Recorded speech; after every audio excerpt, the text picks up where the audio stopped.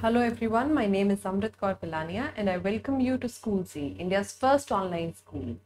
Start करेंगे class 7th science का chapter 1 which is nutrition in plants. Okay, science से डरने की जरूरत नहीं है, बहुत इंटरेस्टिंग तरीके से पढ़ेंगे, एक एक टॉपिक आपका बिल्कुल क्लियर हो जाएगा. स्टार्ट करते हैं. You have learned that carbohydrates, proteins, fats, vitamins and minerals are components of food. आपको पता है ये सारी चीजें जो है हमारे फूड का कंपोनेंट है. 6th क्लास में आप पढ़ के आए हो ना. These components of food are called nutrients. ये जो components of food है हमारे carbohydrates, proteins, vitamins, minerals etc. इन सबको हम कहते हैं nutrients. ओके, और ये हमारे शरीर के लिए नेसेसरी है, आवश्यक है. All living organisms require food. Plants can synthesize food for themselves, but animals, including humans, cannot. पौधों को किसी भी दूसरे ऑर्गेनिज्म को खाने की ज़रूरत नहीं होती, वो अपना खाना खुद बना लेते हैं. लेकिन अनफॉर्चुनेटली बाकी के जो ऑर्गेनिजम्स हैं जैसे एनिमल्स हो गए या ह्यूमन बींग्स हो गए, हम लोग अपना खाना खुद से नहीं बना सकते. इसीलिए हमें एक्सटर्नल फैक्टर्स पे डिपेंड करना पड़ता है अपने खाने के लिए. They get it from plants और animals that eat plants. या तो अगर मान लीजिए ह्यूमंस हैं, या तो वो डायरेक्ट दूसरे एनिमल्स को खाएंगे या तो वो दूसरे प्लांट्स को खाएंगे. जैसे सब्जी खा ली हमने, फ्रूट्स खा लिए, डायरेक्टली प्लांट्स को खा रहे हैं हम. या फिर हम दूसरे एनिमल्स को खाएंगे, जैसे कि फॉर एग्जाम्पल आप खा रहे हो, क्या हेन खा रहे हो आप, ठीक है, चिकन खा रहे हो आप, या फिर आप खा रहे हो गोट वगैरह. तो ये हेन भी आगे किस चीज़ पे फीड करती है, ये दूसरे ऑर्गेनिजम्स पे फीड करती है. जैसे ये प्लांट्स भी खाएगी, ये छोटे मोटे कीड़े मकोड़े भी खाएगी हेन, उसी से आपको फिर एग्स वगैरह मिलते हैं. तो बेसिकली ये पूरा एक साइकिल है, एक बहुत कॉम्प्लेक्स ऑर्गेनिजम्स का, स्पीशीज का इंटरडिपेंडेंस है. This humans and animals are directly और indirectly dependent on plants.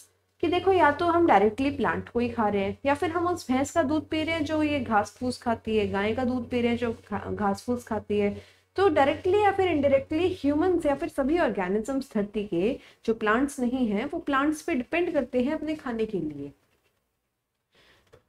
The mode of nutrition in which organisms make food for themselves from simple substances. अच्छा, पहले mode of nutrition तो पता होना चाहिए ना, ये तो हम पढ़ना भूल ही गए. Bujo wants to know how plants prepare their own food. ये हम इसी चैप्टर में आगे पढ़ेंगे. आप ध्यान रखना कि हम बूझो के क्वेश्चन पर वापस दोबारा आएंगे. Modes of nutrition in plants. Plants are the only organisms that can prepare food for themselves by using water, carbon dioxide, minerals and sunlight as well. The nutrients enable living organisms to build their bodies, to grow, to repair damaged parts and provide the energy to carry out life processes. देखिए, plants जो है ऐसे organisms हैं जो अपना खाना खुद ही बना लेते हैं, लेकिन उन्हें अपना खाना बनाने के लिए कुछ चीज़ों की ज़रूरत पड़ती है, जैसे कि कार्बन डाइऑक्साइड, वाटर, ठीक है, this is carbon dioxide. H2O क्या है, वाटर. इसके अलावा इन्हें मिनरल्स की ज़रूरत पड़ती है, जैसे सोडियम, पोटेशियम वगैरह. इसके अलावा इन्हें सनलाइट की ज़रूरत पड़ती है. ओके, ये सारी चीज़ों से प्लांट्स अपना खाना खुद बना लेते हैं, वो किसी दूसरे ऑर्गेनिज्म को नहीं खाते, except for in some cases. जो एक्सेप्शंस हैं वो हम लास्ट में इसी चैप्टर में कवर करेंगे. ओके, अब हम लोग जो खाना खाते हैं उससे हमें क्या बेनिफिट होता है. सबसे पहला बेनिफिट है कि हमारी बॉडीज बनती हैं उससे. आप ज़्यादा खाना खाओगे तो आप जल्दी जल्दी बड़े होगे, you will grow very fast. आपकी बॉडी बहुत जल्दी डेवलप होगी अच्छे से खाना खाओगे तो. So organisms need nutrients to build their bodies, यानी अपने शरीर को बनाने के लिए, टू ग्रो करने के लिए, repair damaged parts of their bodies. आपको कहीं पे अगर चोट लग जाए, मान लीजिए आप कहीं गिर गए, तो मम्मी क्या करती है, मम्मी हल्दी वाला दूध पिला देती है आपको, क्योंकि वो आपको जल्दी से रिपेयर कर देगा, ठीक कर देगा. तो न्यूट्रिएंट्स हमें रिपेयर करने के लिए भी काम आते हैं.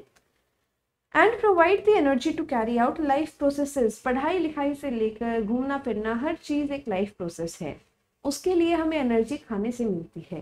जिस दिन आपने ढंग से खाना नहीं खाया होगा और आप स्कूल की असेंबली में खड़े हो धूप में, आप शायद फेंट हो सकते हैं, समझे आप. इसीलिए सुबह ब्रेकफास्ट करना बहुत ज़रूरी है. Nutrition is the mode of taking food by an organism and its utilisation for the body. एक तरीका जिससे कोई ऑर्गेनिज्म खाना खाता है, क्या खाना खाता है और उस खाने को कैसे अपनी बॉडी के लिए यूज करता है, इसी टोटल कंप्लीट प्रोसीजर को हम कहते हैं न्यूट्रिशन। हम कितने टाइप के न्यूट्रिशन होते हैं वो अभी पढ़ लेते हैं। The nutrition in which organisms make food for themselves from simple substances is called autotrophic nutrition। देखिए ऑटो का मतलब क्या होता है? ऑटो का मतलब होता है सेल्फ, यानी खुद से। ट्रोफोस का मतलब होता है नरिशमेंट, यानी खुद से खुद को पोषण देना। ये कौन कर सकता है? ये सिर्फ प्लांट्स कर सकते हैं। सो ऑटोट्रॉफिक कौन क्या चीजें हो गई? Plants, trees and plants. ठीक है, ऐसे ऑर्गेनिजम्स जो अपना खाना बहुत बेसिक सब्सटेंसेस से खुद ही बना लेते हैं उन्हें कहते हैं ऑटोट्रॉफिक। उन्हें दूसरे ऑर्गेनिजम्स को खाने की जरूरत नहीं पड़ती। Therefore, plants are called autotrophs. Animals and most organisms take in food already prepared by plants. They are called heterotrophs. जो एनिमल्स हैं या फिर जैसे ह्यूमन बींग्स हो गए, वो प्लांट्स जो खाना बनाते हैं उसी चीज को हम कंज्यूम कर लेते हैं। हम तो वही खाना खाते हैं ना जो प्लांट्स खुद के लिए बनाते हैं। तो हम क्या हो गए? हम हो गए हेट्रोट्रॉप्स। हेट्रोट्रॉप्स का हेट्रोस का मतलब होता है अदर, यानी हम अपना पोषण किसी दूसरे जीव से, ऑर्गेनिज्म से एक्सट्रैक्ट कर रहे हैं। समझे आप? Paheli wants to know why our bodies cannot make food from carbon dioxide, water and minerals like plants do। जैसे पौधे कार्बन डाइऑक्साइड, वाटर, ये सारी चीजें यूज करके अपना खाना खुद बना लेते हैं, ह्यूमंस क्यों नहीं बना पाते? क्योंकि ह्यूमंस की बॉडी में वो पूरा प्रोसीजर कैरी आउट करने के लिए मशीनरी नहीं है। प्लांट्स इस तरीके से डिजाइंड हैं कि वो अपना खाना खुद बना सकते हैं, लेकिन ह्यूमंस या दूसरे एनिमल्स इस तरह से डिजाइंड नहीं है। आप अभी आगे चैप्टर में इसे और अच्छे से समझेंगे। Now we may ask where the food factories of plants are located. अब आप सोचेंगे कि हाँ, पौधा तो अपना खाना खुद से ही बना लेता है, तो मे बी पौधे के हर पार्ट में खाना बनता होगा, लेकिन नहीं, ऐसा नहीं है। प्लांट के किसी ना किसी पर्टिकुलर बॉडी पार्ट में ही खाना बनता है। वहां से वो खाना पूरे बाकी की प्लांट बॉडी में ट्रांसपोर्ट किया जाता है। जैसे अगर आपकी बॉडी में यहाँ पे इंजेक्शन लगे तो वो ब्लड स्ट्रीम यानी खून के बहाव के साथ आपकी पूरी बॉडी में फैल जाता है। इसी तरह से जो न्यूट्रिशन है, प्लांट्स जो अपना खाना बनाते हैं उससे जो न्यूट्रिशन उन्हें मिलता है उसे अपनी पूरी बॉडी में सर्कुलेट करते हैं। जैसे इंसानों के अंदर खून की नलियां होती हैं, इसी तरह से प्लांट्स के अंदर भी पतली पतली नर्व्स होती हैं। ठीक है, फोटोसिंथेसिस पढ़ लेते हैं पहले। क्या होता है photosynthesis? This is a very very important process. Food making process in plants is called photosynthesis, यानी पौधों की अपना खाना खुद बनाने वाली जो प्रतिक्रिया होती है उसे हम कहते हैं photosynthesis. Leaves are the food factories of plants. अभी मैंने आपको बताया कि प्लांट की पूरी बॉडी में खाना नहीं बनता, रूट्स में खाना नहीं बनता, स्टेम में खाना नहीं बनता, फ्लावर में खाना नहीं बनता, खाना बनता है सिर्फ लीव्स में। इसीलिए लीव्स हो गई प्लांट की food factory. Therefore, all the raw material must reach the leaf। इसीलिए कुछ भी अगर खाना बनाने में लग रहा है वो लीफ तक पहुंचना चाहिए। अब आप ये बताइए कि आपकी मम्मी जब रात को खाना बनाती है तो उन्हें खाना बनाने के लिए किचन में आटा तो चाहिए ना, सब्जी चाहिए, बर्तन चाहिए, गैस चाहिए। ये सारे जो सामान खाना बनाने में लगेगा वो सारा सामान किचन में होना चाहिए, तभी जो खाना बना रहा है वो खाना बना पाएगा। इसी तरह से अगर प्लांट की लीफ को खाना बनाना है तो जो भी सामान खाना बनाने में लगेगा वो सामान लीफ तक पहुंचना तो चाहिए। Water and minerals present in the soil are absorbed by the roots and transported to the leaves। पौधे की जो जड़ होती है वो जमीन से पानी उठाती है, पानी सोख करती है और उसे ऊपर लीव्स तक भेजती है। इस तरह से लीव्स तक पानी पहुंच गया। Carbon dioxide from air is taken indirectly through the tiny pores present on the surface of the leaves। अब हमें वाटर मिल गया लीव्स को, अब उन्हें क्या चाहिए? उन्हें चाहिए कार्बन डाइऑक्साइड। लीव्स डायरेक्टली ऐसे खड़ी होती है हवा में तो आसपास की हवा से कार्बन डाइऑक्साइड एब्जॉर्ब कर लेती है। These pores are surrounded by guard cells। जिन छेदों में से कार्बन डाइऑक्साइड लीव्स के अंदर जाती है उनके आसपास इस तरह से सेल्स होते हैं जिन्हें हम कहते हैं गार्ड सेल्स। क्योंकि ये गार्ड कर रहे हैं ना, ये प्रोटेक्ट कर रहे हैं इस बीच वाले एरिया को जहां से हवा अंदर जाएगी, इसीलिए इन्हें कहते हैं guard cells. Such pores are called stomata. ये साइड के जो सेल है इनको कह दिया हमने गार्ड सेल। ऐसे जो ये साइड के सेल थे, और इसके बीच में जो ये एक छेद बन गया ये वाला, इसको हमने कहा स्टोमेटा। क्या कहा हमने इसे? Stomata. Pooja wants to know how water and minerals absorbed by roots reach the leaf. Water and minerals are transported to the leaves by vessels which run like pipes throughout the root, the stem, the branches and the leaf. जैसे हमारी body में हर जगह खून की नलियां है ना, जिसकी वजह से खून एक जगह से दूसरी जगह जाता है, ऐसे ही प्लांट्स की बॉडीज में भी कुछ पाइप लाइक स्ट्रक्चर्स होती हैं जिनके थ्रू पानी लीव्स तक जाएगा। लीव्स जो खाना बनाएंगे वो खाना प्लांट के बाकी बॉडी पार्ट्स तक पहुंचाया जाएगा। पूरा ट्रांसपोर्ट सिस्टम अंदर ही अंदर चलता रहता है। They form a continuous path or passage for nutrients to reach the leaf. They are called vessels. ये जो नलियां होती हैं जिनके थ्रू पानी और खाना मूव करता है, इन्हें हम कहते हैं vessels. You will learn more about transport of material in chapter 11. ये chapter 11 जब पढ़ेंगे तब पढ़ लेंगे बाकी। Paheli wants to know what is so special about the leaves that they can synthesize food but the other parts of the plant cannot. आखिर पत्तों में ऐसा क्या खास है जो बाकी के प्लांट में नहीं है? बाकी स्टेम में नहीं है, रूट में नहीं है, फ्लावर्स में नहीं है, सिर्फ पत्तों में ऐसा क्या है कि सिर्फ वहां खाना बनता है? उसके बारे में पढ़ लेते हैं अभी। The leaves have a green pigment called chlorophyll. Leaves में एक हरा रंग होता है जिसे हम क्लोरोफिल कहते हैं। हरी होती है ना पत्तियां, वो क्लोरोफिल नाम के एक कलर की वजह से होती है। It helps leaves to capture the energy of sunlight. अब अगर किचन में खाना बनेगा तो उसे गैस तो चाहिए। इसी तरीके से अगर पौधों को खाना बनाना है तो उन्हें सूरज की रोशनी चाहिए होती है, और वो सूरज की रोशनी को पकड़ के रखने की जो क्षमता है वो सिर्फ क्लोरोफिल में होती है। इसीलिए पौधे के जिस हिस्से में क्लोरोफिल होगा, एक हरा रंग होगा, सिर्फ वहीं पे फोटोसिंथेसिस पॉसिबल है। This energy is used to synthesize food from carbon dioxide and water. अभी आपको ज़रूरत नहीं है ये जो मैं आपको बताने जा रही हूँ इसकी, पर फिर भी आप सुन लो। देखो क्या है, ये कार्बन डाइऑक्साइड है, प्लस में हमने वाटर डाला। ये दोनों सूरज की किरणें जब पड़ेंगी तो एक दूसरे के साथ रिएक्ट करके ग्लूकोज बनाएंगे। ये आपकी पूरी प्रोसेस है। इसी को हम कहते हैं क्या? इसी को हम कहते हैं फोटोसिंथेसिस। ओके, ये जो V मैंने लिखा है ना, ये सनलाइट के लिए लिखा है। This means sunlight.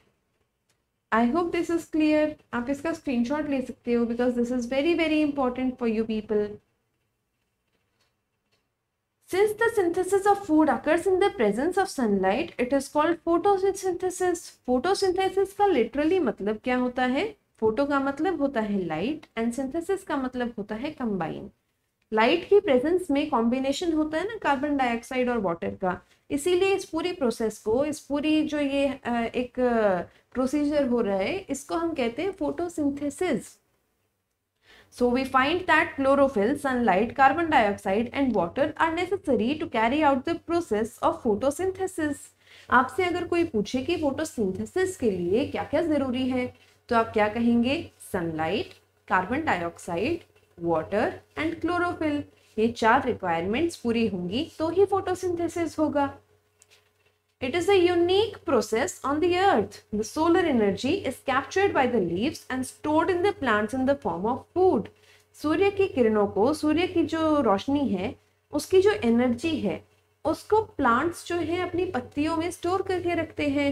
उसी को कन्वर्ट करके वो खाना बनाते हैं, और उसी खाने को प्लांट्स खुद भी खाते हैं और बाकी के एनिमल्स भी खाते हैं। तो हम क्या कह सकते हैं कि sun is the ultimate source of energy for all living organisms, कि सूरज की किरणों की वजह से ही आप और हम में एनर्जी है। अगर सूरज की किरणें प्लांट्स नहीं यूज कर पाएंगे तो हमें कभी भी एनर्जी नहीं मिल पाएगी, क्योंकि अगर प्लांट्स ही नहीं होंगे तो हमें खाना कैसे मिलेगा? आप कहेंगे कि हम एनिमल्स खा के जिंदा रह सकते हैं, पर वो एनिमल्स भी तो प्लांट्स पर ही फीड करते हैं ना। Can you imagine life on Earth in the absence of photosynthesis? I hope no, and I guess no. क्योंकि फोटोसिंथेसिस नहीं होगा तो हरी पत्तियां नहीं होंगी। फ्रूट्स नहीं होंगे, वेजिटेबल्स नहीं होंगी, ये सब नहीं होगा तो जो एनिमल्स डायरेक्टली पौधों पे फीड करते हैं वो भी नहीं होंगे। अगर वो नहीं होंगे तो जो एनिमल्स इन छोटे एनिमल्स को खाते हैं वो भी नहीं होंगे, लाइफ पॉसिबल ही नहीं है। In the absence of photosynthesis, there would not be any food.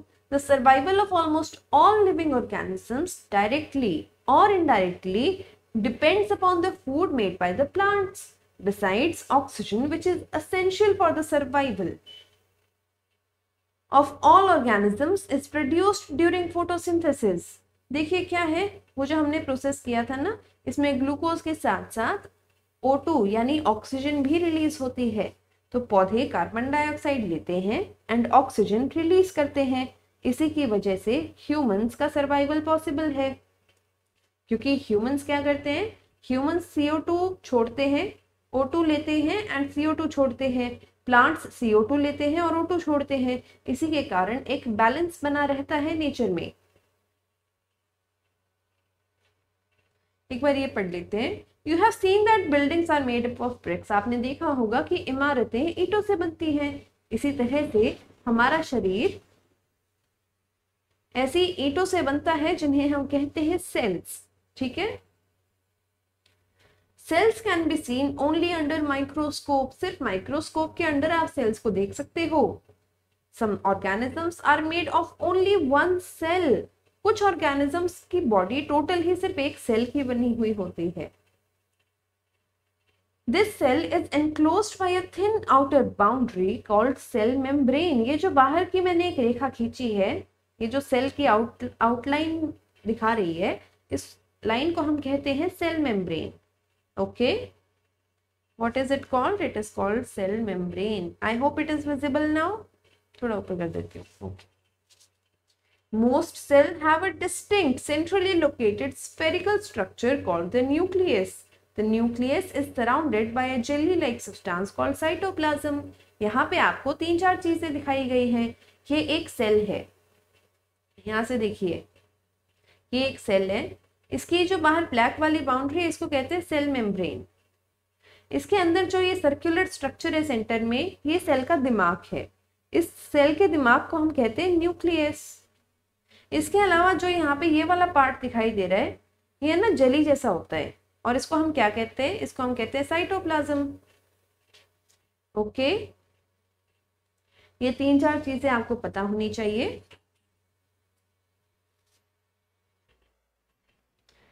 In the absence of photosynthesis, life would be impossible on the earth. During photosynthesis, chlorophyll containing cells of leaves in the presence of sunlight use carbon dioxide and water to synthesize carbohydrates. देखिए ये वही आपकी equation आगे जो मैंने लिखवाई थी, carbon dioxide plus water in the presence of sunlight and chlorophyll use carbohydrate and oxygen. ठीक है, सो इसी के साथ ये आपकी इक्वेशन पूरी होती है। This process can be represented by this equation. ये इक्वेशन याद रखनी है, ये आपको 12th तक काम आएगी, और उसके बाद भी अगर आप बायो लेते हो तो भी आपको बहुत हेल्प करने वाली है ये। Besides leaves, photosynthesis can also take place in other green parts of the plant, in green stems and green branches. The desert plants have scale or spine-like leaves to reduce loss of water by transpiration. These plants have green stems which carry out photosynthesis. Photosynthesis सिर्फ पत्तों में नहीं होती, अगर किसी पौधे का कोई और पार्ट भी हरा है तो वहां भी फोटोसिंथेसिस हो सकती है। For example stem. आपने कैक्टस देखा है? कैक्टस का है ना इस टाइप का स्ट्रक्चर होता है ना, और उसमें छोटे छोटे कांटे होते हैं। मोटा सा कैक्टस, छोटे छोटे कांटे उस पे। एक्चुअली में ये जो कांटे हैं ये कैक्टस की लीव्स हैं, और ये जो हरा बीच का मोटा पार्ट है ये कैक्टस की स्टेम है। लेकिन कैक्टस कहाँ उगता है? कैक्टस उगता है डेजर्ट में। डेजर्ट में कितनी गर्मी होती है, तो कैक्टस तो सूख जाएगा इतनी गर्मी में। आपको पता है ना, ज्यादा धूप में पौधे सूख जाते हैं। जैसे ज्यादा धूप में कपड़े सूख जाते हैं, ऐसे ही ज्यादा धूप में पौधे भी सूख जाते हैं। तो कैक्टस अपना ये सूखने से बचने के लिए, पानी बचाने के लिए, इसकी जो लीव्स हैं जहां से पानी लूज हो सकता है, खो सकता है, वो छोटी छोटी हो जाती हैं बिल्कुल। और वो ओवर टाइम कांटे बन गई हैं। ये इसकी पत्तियां हैं। और जो बीच का हरा पार्ट है वो एक्चुअली में इसकी स्टेम है, जो इस तरीके से मॉडिफाई हो गई है कि अब वो फोटोसिंथेसिस का काम करती है। समझे आप? देखिए ये गार्ड सेल्स हैं और इसके बीच में ये जो छेद है इसको हम कहते हैं क्या? Stomata. Okay, this is called stomata. Leaf का देखिए इस तरीके से स्ट्रक्चर आपको दिखाई देगा। ये साइड के ये जो दो सेल हैं इनको हम कहते हैं गार्ड सेल और बीच में है ये हमारा stomata.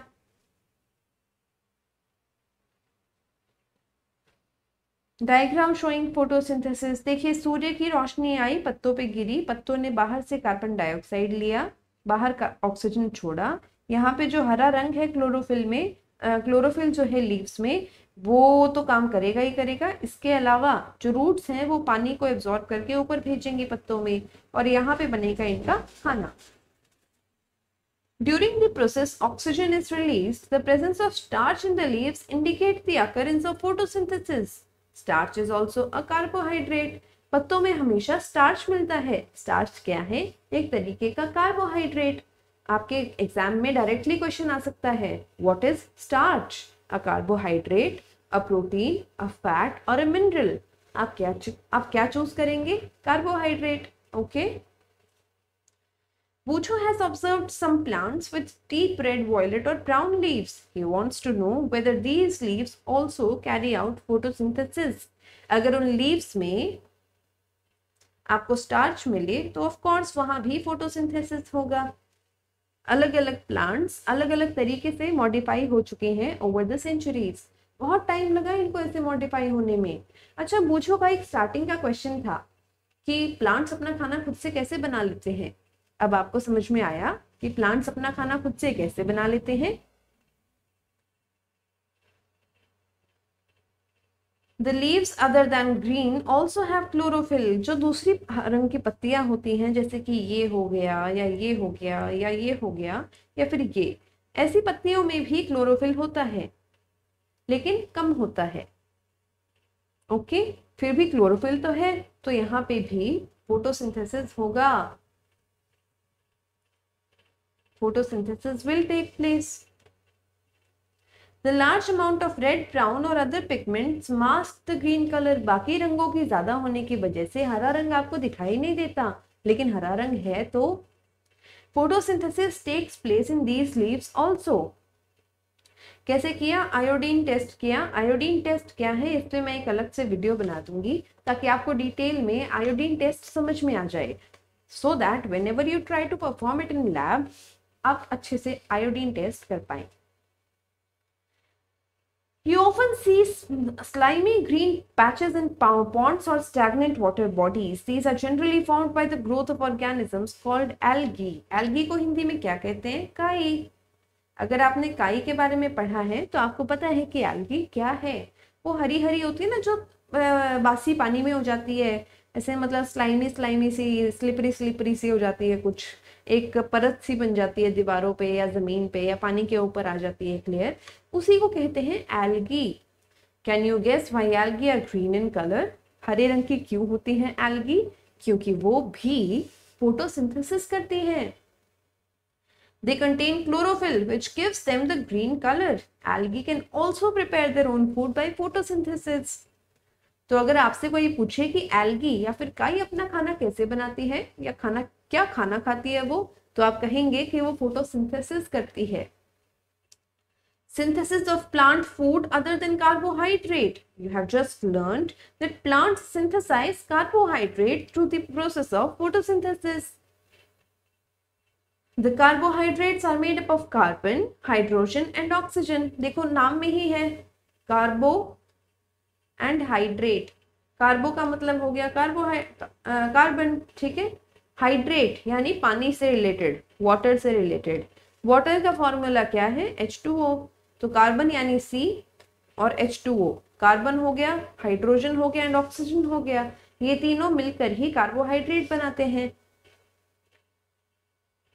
These are used to synthesize other components of food such as proteins and fats. But proteins are nitrogenous substances which contain nitrogen. From where do these plants obtain nitrogen. अभी ये जो carbohydrates है ना बेटा, यही modify होकर बाकी के जो बॉडी में न्यूट्रिएंट्स होते हैं, जैसे फैट्स हो गए, विटामिन हो गए, वो सब बनाते हैं, ठीक है। लेकिन इन्हें प्रोटीन्स भी बनाने पड़ते हैं, क्योंकि प्रोटीन्स बॉडी को ग्रो करने में हेल्प करते हैं। एक यहाँ पे दिक्कत ये है कि प्रोटीन्स में नाइट्रोजन भी होता है, लेकिन कार्बोहाइड्रेट में तो सिर्फ सी, एच और ओ, कार्बन, हाइड्रोजन और ऑक्सीजन है, नाइट्रोजन है ही नहीं। तो प्रोटीन कैसे बनेंगे? प्लांट्स प्रोटीन कहाँ से लाएंगे? प्लांट्स नाइट्रोजन कहाँ से लाएंगे प्रोटीन बनाने के लिए? Recall that nitrogen is present in abundance in gaseous form in the air. Nitrogen जो है वो बहुमात्रा में एयर में प्रेजेंट है। You know that about 78% of atmosphere is nitrogen. हवा में नाइट्रोजन है और बहुत ज़्यादा ही अमाउंट में नाइट्रोजन अवेलेबल है हवा में। तो क्या पौधे डायरेक्टली अपनी पत्तियों के थ्रू नाइट्रोजन को ही सक कर लेते हैं, जैसे वो कार्बन डाइऑक्साइड को एब्जॉर्ब करते हैं? However, plants cannot absorb nitrogen in this form. Plants उसे हवा से नहीं ले सकते। Soil has certain bacteria that converts nitrogen into a usable form and releases it into the soil. कुछ बैक्टीरिया होते हैं जो हवा वाले नाइट्रोजन को यूज करने लायक बनाकर मिट्टी में छोड़ देते हैं। These are absorbed by the plants along with water. जब प्लांट मिट्टी में से पानी एब्जॉर्ब करता है तो वो ये जो डिसॉल्व्ड नाइट्रोजन है, यूज करने लायक नाइट्रोजन है, इसे भी एब्जॉर्ब कर लेता है। As you might have seen farmers adding fertilizers rich in nitrogen to their soil. In this way, the plants fulfill their requirement of nitrogen along with other constituents. Plants can then synthesize proteins and vitamins. इसी तरह से जो किसान है वो अपनी फसल में नाइट्रोजन की कमी ना हो, इसीलिए नाइट्रोजन से भरपूर फर्टिलाइजर डालता है। उन फर्टिलाइजर्स के कारण प्लांट्स की जो नाइट्रोजन की रिक्वायरमेंट है वो पूरी हो जाती है एंड वो अपना प्रोटीन वाला कोटा भी पूरा कर लेते हैं। Other modes of nutrition in plants, हमने अभी दो मोड्स ऑफ न्यूट्रिशन किए, एक ऑटोट्रॉफिक और एक हेट्रोट्रॉफिक। इसके अलावा जो मोड्स ऑफ न्यूट्रिशन होते हैं वो पढ़ लेते हैं। There are some plants which do not have chlorophyll. They cannot synthesize food. How do they survive and from where do they derive nutrition? बहुत सारे ऐसे प्लांट्स हैं जो कि मतलब क्लोरोफिल नहीं होती जिनमें, ठीक है, और वो अपना खाना खुद से नहीं बना पाते। तो वो कैसे सरवाइव करेंगे? दूसरे एनिमल्स को खाकर? नो, कुछ ऐसे एनिमल्स हैं जो दूसरे एनिमल्स को नहीं खाते, उन्हें खुद से ही कुछ जुगाड़ अपना बिठाना पड़ता है। Like humans and animals, such plants depend on the food produced by other plants. They use the heterotrophic mode of nutrition. Do you see a yellow wiry branch structure twining around the stem and branch of a tree? This is a plant called Cuscuta. It does not have chlorophyll. It takes ready-made food from the plant on which it is climbing. The plant on which it climbs is called the host. Since it deprives the host of valuable nutrition, Cuscuta is called a parasite. Are we and other animals also kind of parasites? You should think about it and discuss it with your teacher. देखो, ये एक आपको पेड़ दिख रहा है, ये हरा होना चाहिए वैसे तो, लेकिन इसके ऊपर कुछ रस्सियां सी दिखेंगी आपको येलो कलर की। ये जो येलो कलर की रस्सियां हैं ये एक्चुअली में एक प्लांट है जिसको हम कहते हैं कसकटा। कसकटा एक ना बहुत ही बेहुदा सा प्लांट होता है, ठीक है, प्लांट भी नहीं कह सकते आप इसको, इतना बेहुदा होता है ये क्या करता है, ये जो जिस भी पेड़ के ऊपर चढ़ जाता है, वो पेड़ जो भी खाना बनाता है अपने लिए, मान लीजिए उसने 10 किलो खाना बनाया अपने लिए, तो कसकटा चुपके से 2 किलो चोरी कर लेगा। चोर है ये, ठीक है। ये क्या कर रहा है, बदले में प्लांट को कुछ भी नहीं दे रहा है, कोई बिजनेस नहीं चल रहा है इनके बीच में, ये सीधा बस चोरी कर रहा है। इस तरह के चोर जो दूसरे ऑर्गेनिजम्स पे रहते हैं और उनसे सिर्फ अपने फायदे के लिए उन्हें एक्सप्लॉइट करते हैं, इनको कहते हैं पैरासाइट। ओके, और जिस पेड़ को ये एक्सप्लॉइट कर रहा है, जिस पेड़ का ये खाना चोरी कर रहा है, उस पेड़ को कहते हैं host.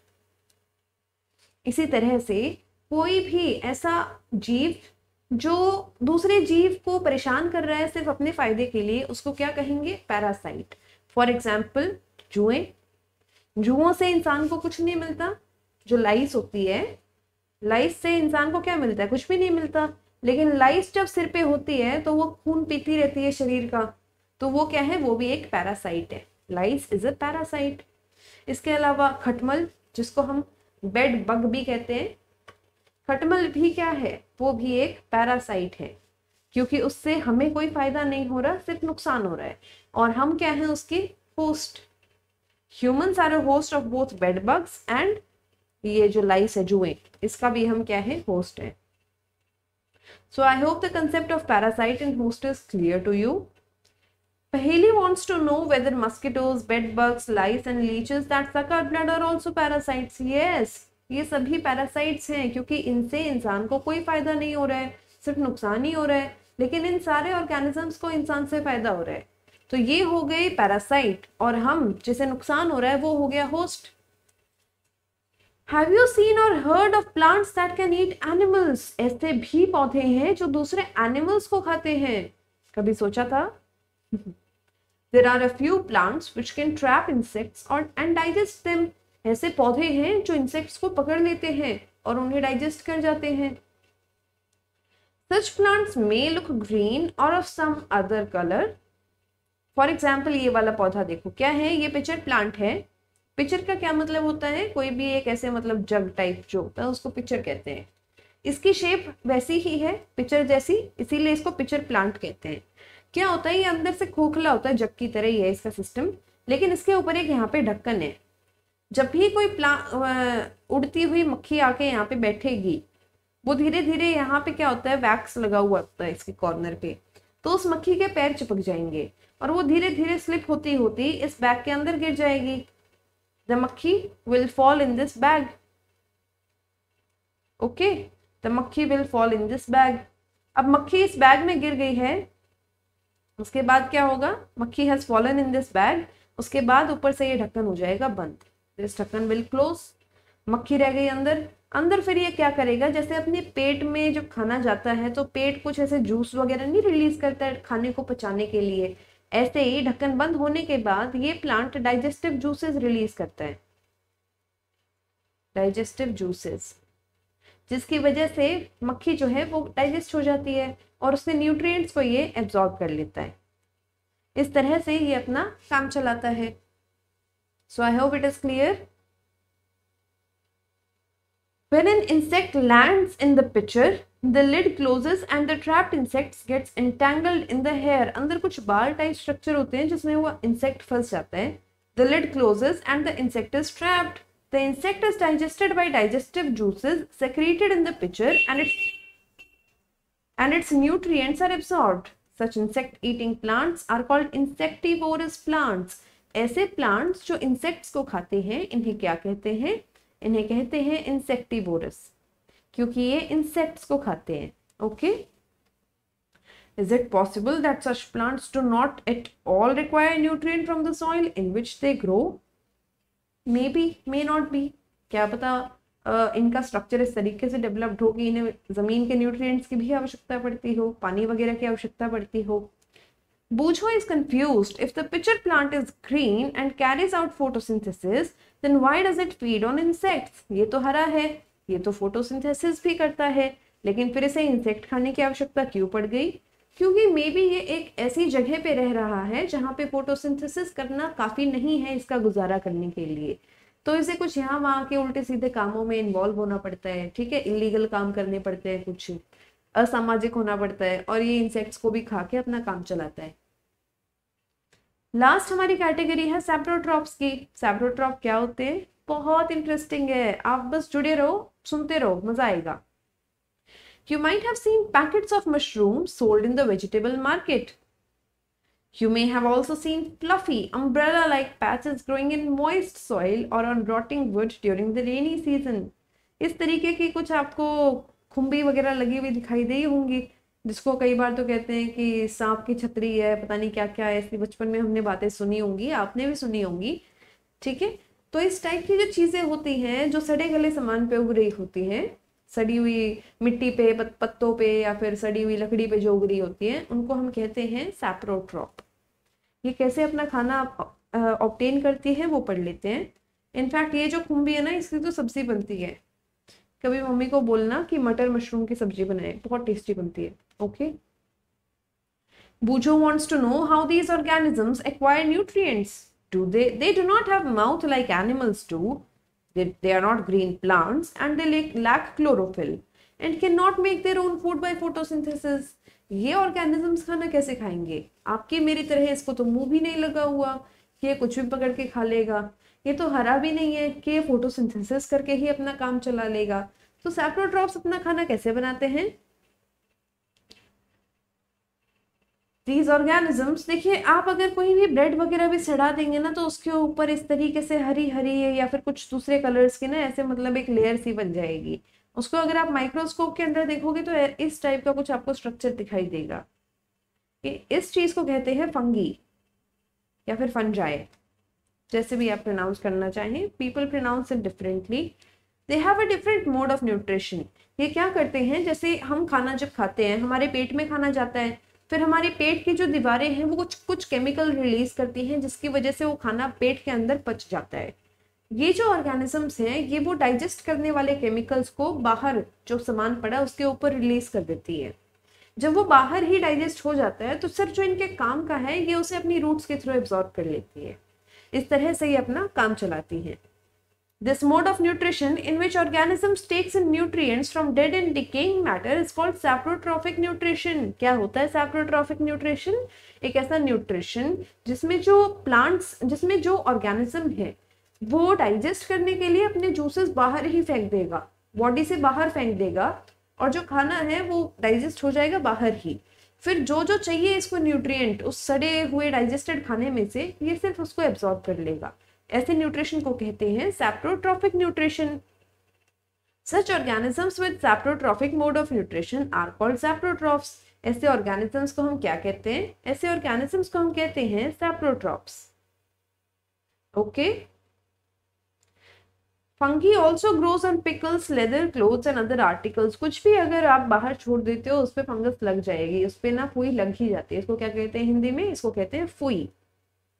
During the rainy season, they spoil many things. Ask your parents about the menace of fungi in your house. The fungal spores are generally present in the air. When they land on wet and warm things, they germinate and grow. ठीक है, जो fungal pores जो होते हैं, spores जो होते हैं, वो हवा में ऐसे उड़ रहे होते हैं, छोटे छोटे होते हैं, हमें दिखाई भी नहीं देते। आप कुछ भी खाना बाहर रख दो, रोटी आपने रख दी, उसके ऊपर भी बैठे होंगे, लेकिन इनको टाइम चाहिए होता है अपनी जड़ें जमाने के लिए। तो अगर 2-3 दिन तक एक खाना वहीं पड़ा हुआ है तो ये उसके ऊपर अपनी जड़ें जमा कर मल्टीप्लाई करना शुरू कर देंगे, अपनी आबादी बढ़ाना शुरू कर देंगे और वो खाना खराब हो जाता है। ठीक है, सो ये था आपका आज की वीडियो। बाकी के जो 1-2 टॉपिक बचे हैं वो अगली वीडियो में कवर कर लेंगे। This video is getting really long, more longer than normally आप जो क्लास अटेंड करते हैं उससे। सो मिलते हैं अगली वीडियो में। This video was presented to you by school C, India's first online school. मेरा नाम है अमृत कौर पिलानिया एंड अभी के लिए बाय बाय।